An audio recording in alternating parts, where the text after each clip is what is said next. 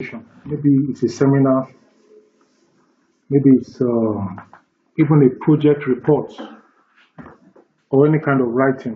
Most students feel very nervous about giving talks. This is natural since very few people are sufficiently confident and outgoing that they look forward to speaking in public. So most people are not confident. Most people are not outgoing, so they don't want to speak in public. So they are nervous, especially when you now have a group of students and then a group of lecturers.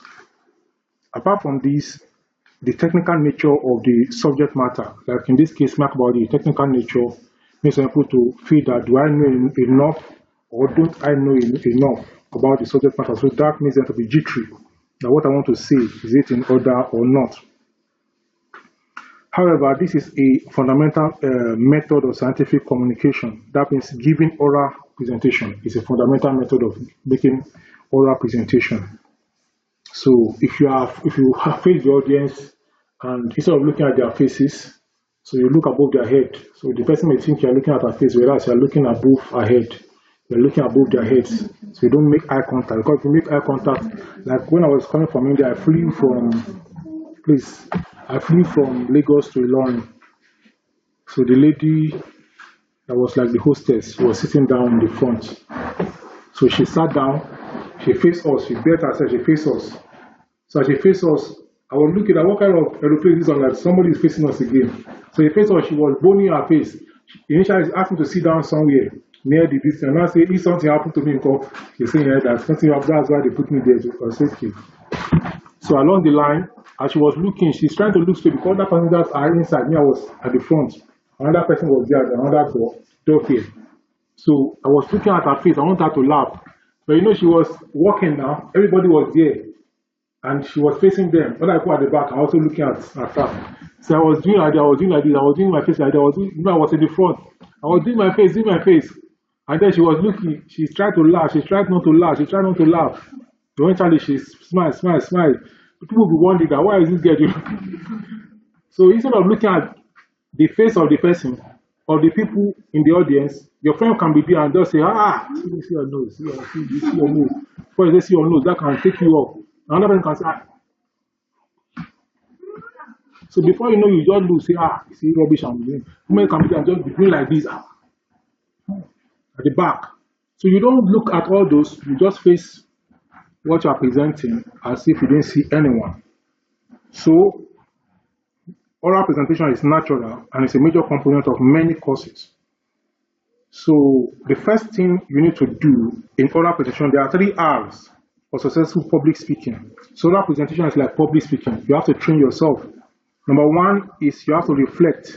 So you give sufficient thought to all aspects of your presentation, particularly at the planning stage. All the planning stages is what you are seeing on now. Once you make your PowerPoint, then you practice your presentation. Okay, how many minutes? You find out the number of minutes. Then after the planning stage, that's the first R is to reflect. Then the second R is to rehearse. You have to practice, and you practice with your friends. So you call them, maybe your hostel, call some people, how many minutes is presentation, practice on your own, and time it, maybe 7 minutes or 5 minutes, time it, and make sure you can finish in 5 minutes. Not that you are making presentation and then they say 5 minutes, in 5 minutes you are saying point 2. That is rubbish. So you must have practice. Introduction should not be too much. The body of the work, which is 2 to 4, should not be too, should dwell more on that. Then the conclusion is just 5 seconds or so, or 10 seconds. Then the next R, after rehearsing, will help you to improve your delivery. Then you have to rewrite. You modify the content and style of your material in response to your own ideas and to the comments of the others. You can present to different people. I presented to even non-microbiology when I was doing my seminar, non-microbiology, the BSc, so that I can have idea of non-microbiology. Don't present to only microbiology, even that know the course. Present to people that don't know the subject matter. So there are some questions they will ask you, which people that know it in the audience may also want to ask you.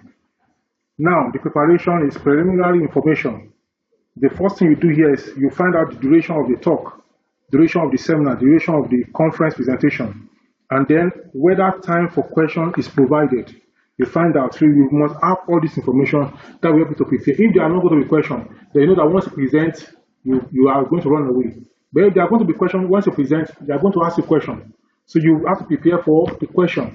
Then apart from that, the size and location of the town or of the room, beg your pardon. Then the projection, lighting, facilities provided, and whether pointers or similar aids are available. Pointers in where you are presenting, instead of those days you use stick and the pointing and the saying this. So but now you have pointers. So if you show a red light or green light on the screen, so you find out that to be available. Then that and that. Then auto-visual aids also are going to help you. Now, the slides, especially during PowerPoint presentation, should not be too wordy. I've asked to make your slide now, should not be too wordy, just a few words, because you are going to be there to explain. The slide should not be wordy. You can see as I'm talking now, I'm not just looking, that some of you will get to the presentation and be reading from the board or from the PowerPoint. If they take light now, you'll say, no, I'm done for today. No, you should be able to talk without your slide. You should be able to talk. The seminar should be inside you. You should have eaten the seminar so much that you can talk without the slide. And that is a good point for you, whether they are taking the slide or not. The main thing that should be in the slide should be your tables, figures. That's why some of you have said, take back, put tables, put figures. Those are the key things you should be talking about. Other things, you should be able to talk about them. Other things should just be just a few words, PowerPoint, not word point. Look at this presentation that I did. This was one seminar I did in 2013, 2014. Look at the words. Look at this one, not too many words. Especially at the beginning. In fact, this after is not supposed to be there. So the words here are just very few. Compare with this one. Now look at this. Look at the figures. So copious. Even my picture is there. So I told you, take picture of the laboratory. If your presentation is about something that is around the environment, take the picture of it in the environment. If it's a research you are presenting on, take picture of yourself during the research that you are doing. If you look at my status, my profile picture on WhatsApp now, is one of the pictures on the video that we did here 2 or 3 days ago.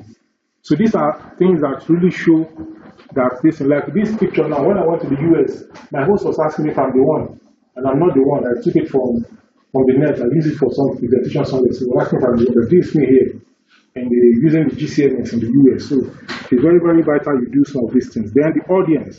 You should consider your audience at the earliest stage, since they will determine the appropriate level of your presentation.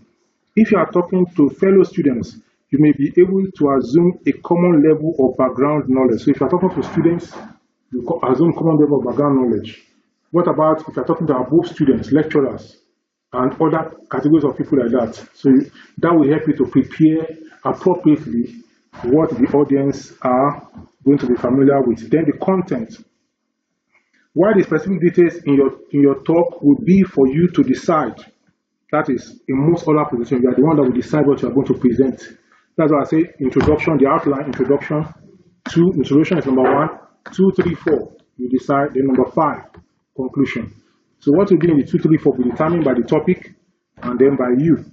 So most other presentations share some common features of structure, as I'm going to describe now. So the number 1 is introductory remarks. So introductory remarks, it is vital to capture the interest of the audience at the onset. You have to capture the interest of the audience at the onset.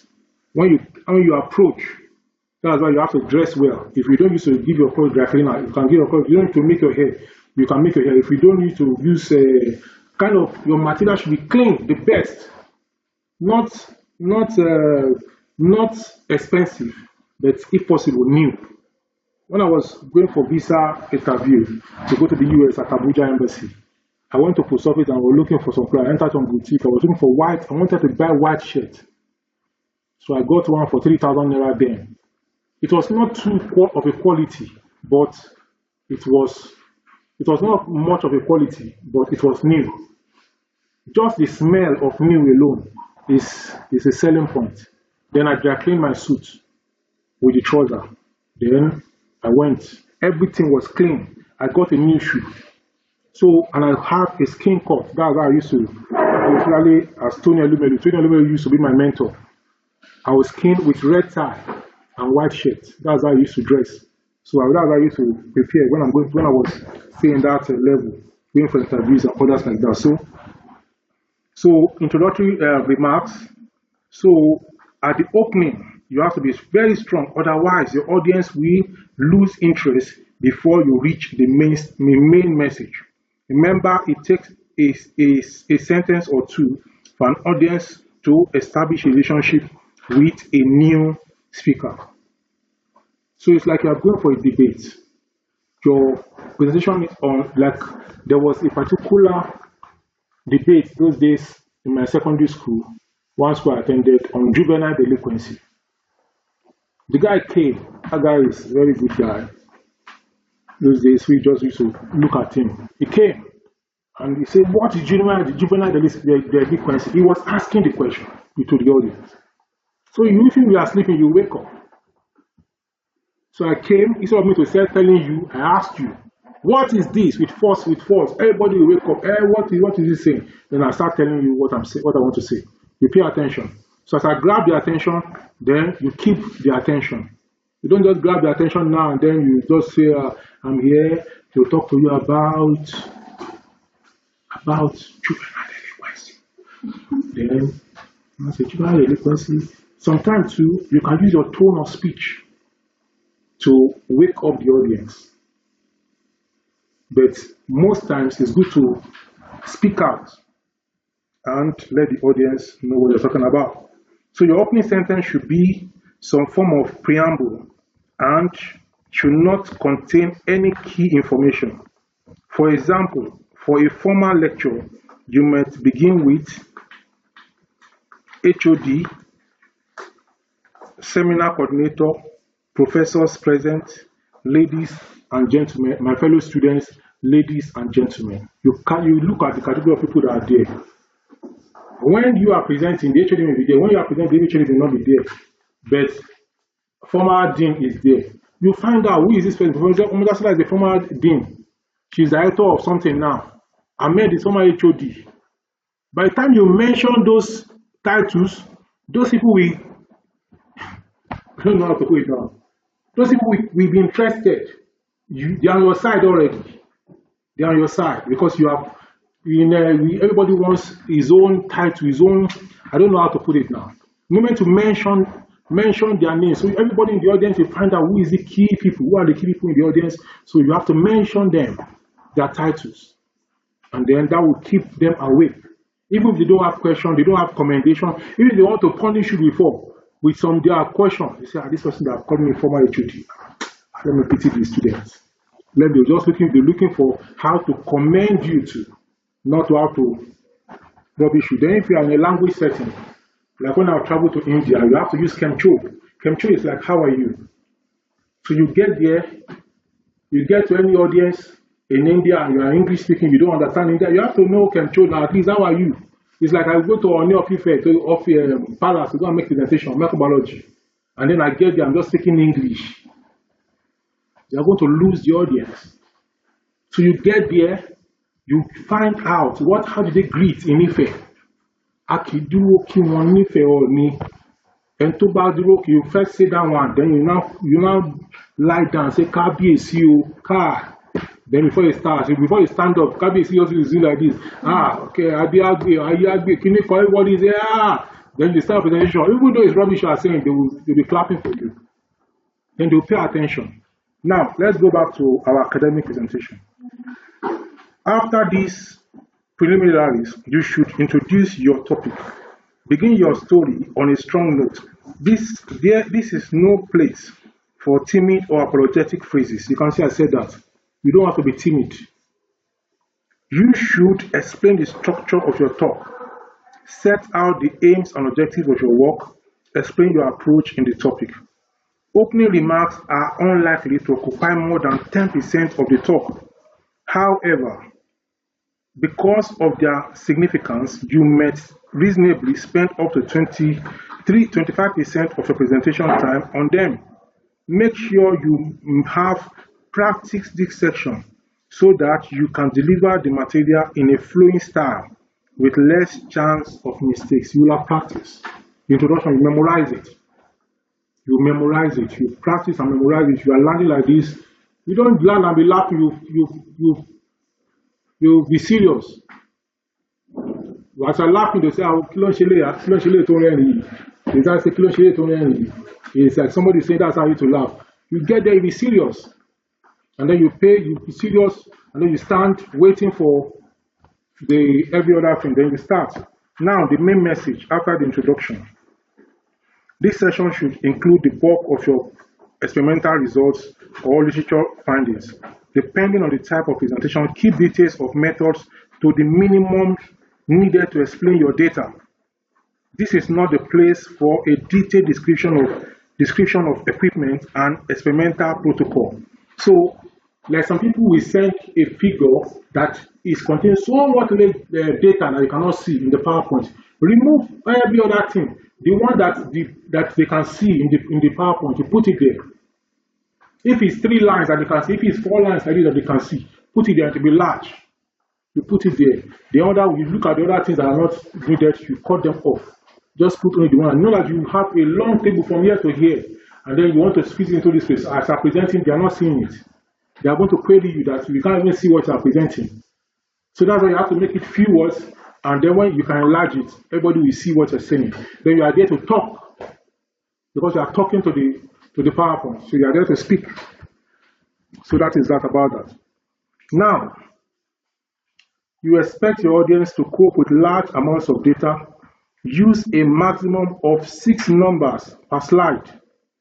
Present summary statistics rather than individual results. So the statistics you present should be summary. Everything you present should be summary. When regardless of the write-up is there, the write-up is for you to, in the write-up of the seminar, that is where you write all the details. But in the PowerPoint, you just put a few of the material summary of it there. So that is that about that. Now you have to allow time for slides. As a rough guide, you should allow at least 2 minutes per illustration, although some diagrams may need longer depending on the content. Now, in your own presentation, you may not have more than 5 minutes or 6 minutes to present. So you cannot give 2 minutes, maybe, so I don't know, maybe even sometimes 10 to 20 seconds per slide. And that's why your slide should not be too much. Focus on the figures that are appropriate. So you can, that figure, 2 or 3 figures will talk about the whole thing you want to talk about in the second part. Another 2 figures will talk about the next thing you want to talk about. So you don't have to write things and be reading. You have 5 minutes. So when you have time to reading anything, and then you are writing so many things. You just go to that figure, you say this is something for so something, then you are talking. In this also here, this is what they call, this table shows some, you know. By the time you explain all those, people will say, this person knows this thing. So that if you're just reading, you know that you don't know what it's saying. Now let's look at the concluding remarks or the final remarks. Having captured the interest of your audience in the introduction and given them the details of your story in the middle section, you must now bring your talk to a conclusion. At all costs, do not end weakly. You know, it started very strong. Then they followed you into the presentation. Now, at the ending, you should not end weakly. E.g., by running out of steam or the last slide. Provide your audience with a clear take-home message. So somebody that came towards the end should have a take-home message. Someone that has been there from the beginning should have a take-home message. So, and that is that you return to the key points in your presentation. So you summarize the key points.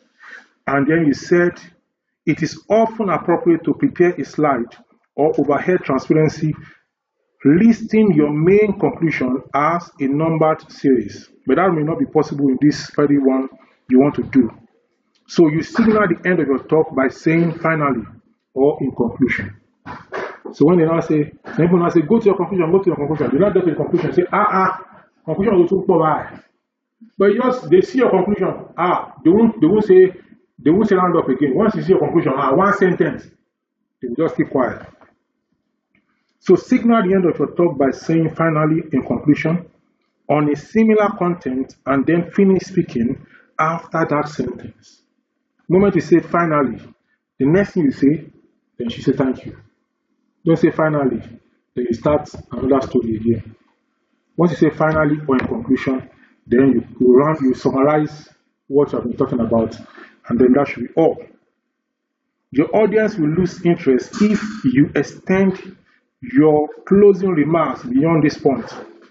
You may add a simple end phrase, for example, thank you, as you put your notes into your folder. But do not say that's all, folks, or that is all, my friends, or make any similar offhand remark. Finish as strongly as clearly as you started. So this is how you give an oral presentation. So I don't know if you have any question. If there's no question, then we call it a day. Any question?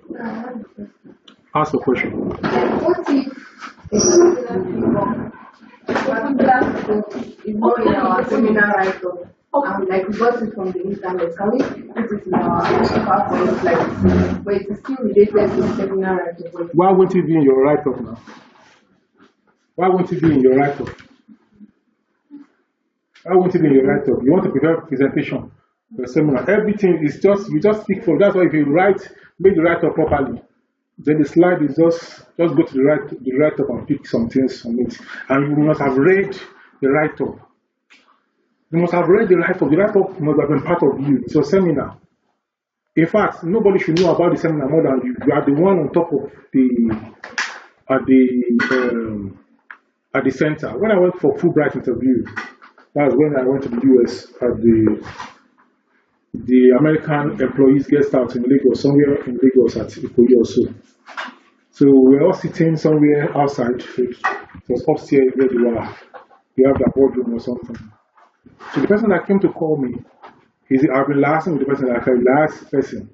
So he said, he was just talking as I was taking me up. So he said, I'm the one that know a lot about this research I'm doing, because it's research I was doing. I want to go and continue at work. So he said, I'm the one that know a lot about the research. So I'm the one that know more about it. So nobody should cajole me. And truly, I got there. I know it was like a fight, but it was not a fight. Because I defended it to the last. I defended it to the last. And that's why all these things that we are trying to train you, put you through on certain things. If you get it, you get it. It becomes yours for life. If you don't get it, you don't get it. And then later, if you want to get it again, you have to pay. Yeah. Introduction. After this, you still to see our names and our matric number. You don't need to say your matric number now. Is it not on the slide? The assistant student, they will come. They will be looking at the slide and be talking about my name is and matric number is. You don't need all that. All those things should be your memory. Even into the introduction, you should memorize it. You should memorize it. By the time you do that, they will know that you know what you are saying. You can look just to be sure that it's projected.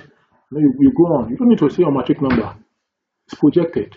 Just mention your name and the topic, and then you move on. You move on. You focus on the topic. And the topic of just get there and say, "Good day, so. You do your introduction. My name is so. I'm here to present a topic on so. Why matric number for what? Anybody that wants to need your matric number can see it on the slide. So why are you making PowerPoint and projecting it? You are just out of the time again. You are giving it to that. So you don't need to do that. So now, as we go in, then I will expect you to start with a question of that topic. Why so? I don't know what the topic is. Why this? So then you start answering. You start from there, and then you start responding. So by the time you say why are we doing this? So everybody also wants to know the why. So people are there, they don't know how to listen to you. But you are not giving them what they should expect from you. Why is this? What is this? Or how? To start. So they also already prepare them to know what they want to get from your presentation, or to know what you want to listen to from what you're saying. Any other question? So if there's no other question, we will call it a day. So